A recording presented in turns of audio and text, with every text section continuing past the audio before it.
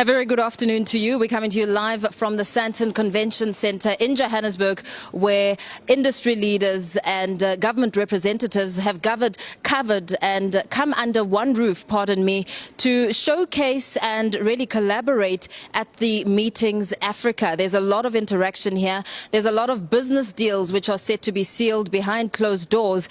But let me bring in the Rwanda ambassador, Emmanuel Hategeka, to give us some insight on the role that Rwanda is playing as they participate in this event. Mr. Hategeka, a very good afternoon to you. Thank you so much for joining us. Good afternoon, Paul, and thank you for having me.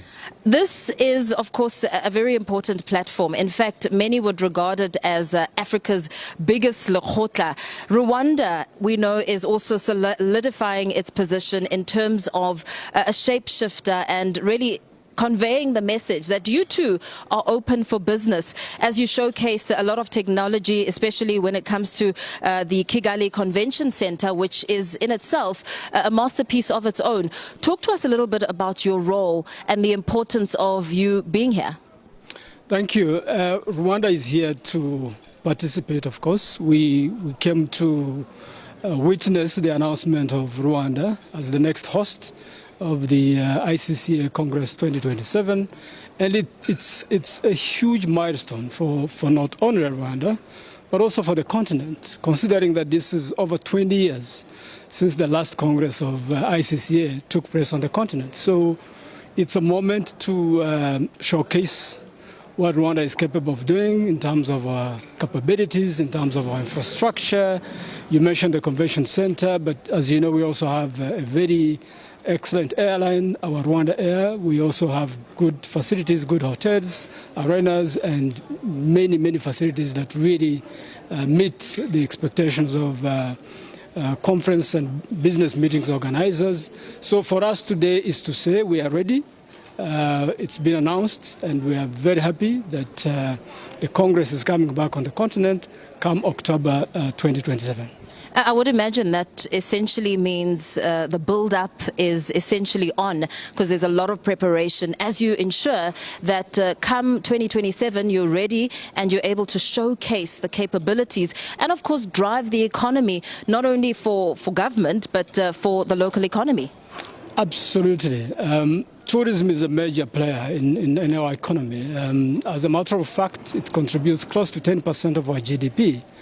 And for us, really hosting the Congress, which is about 1,500 delegates, adds on to a whole list of other important gatherings that we've hosted over the last couple of years. You might recall that we hosted the Commonwealth Heads of Government meeting in 2022.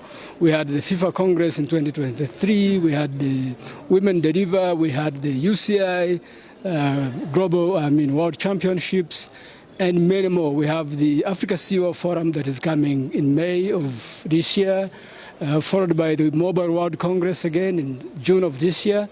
So that is a continuation of the work we're doing. So preparation are always there. We want to make sure that we meet the standards and expectations of ICCA, and in our bid that was successful, we checked all the boxes.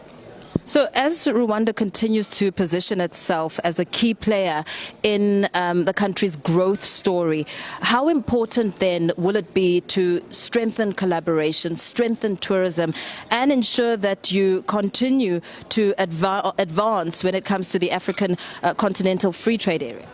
Mpho, I think you mentioned a very important point here. I mean, it's all about partnerships. It's all about collaboration as a continent. And the more we come together, the more we project the continent as a viable place, as a viable destination, not only for tourism, but also for business generally, the better we serve our people. And, you know, we need this collaboration and partnerships more than ever before. The African Continental Free Trade Area is a platform that is now ready for us. And I mean, if you look at other continents in terms of the trading partnerships, Africa stands a big chance because we are coming from a very low point. We are trading amongst ourselves at about 17%. Whereas in other regions, in other continents, other parts of the world, you're talking of 50-60%. So there's huge gap to fill. But it comes back to what you said, the political will, the openness, and the productive capacities that we need to build, and connectivity within the continent to fuel the trade that has to happen. So a lot of work has been done, more needs to be done, but you said it, partnerships. And very lastly, Ambassador, before we let you go, I mean, you spoke and raised a very important point there where you say we come from a low point, and the unemployment story, those shocking numbers are not only unique to South Africa, but most parts of the continent. What are you hoping to gain and perhaps collaborate on with South Africa as you continue to be part of the story, but a story of hope and inspiration? Look, we think we share the same problems across the continent. We still have issues of poverty, unemployment, we still have issues of governance across the continent, but they also have some pockets of success that we think we can borrow from and see what works here that can also work elsewhere. So we believe we are open to work together as countries, as friendly countries. And it begins with simple policy issues.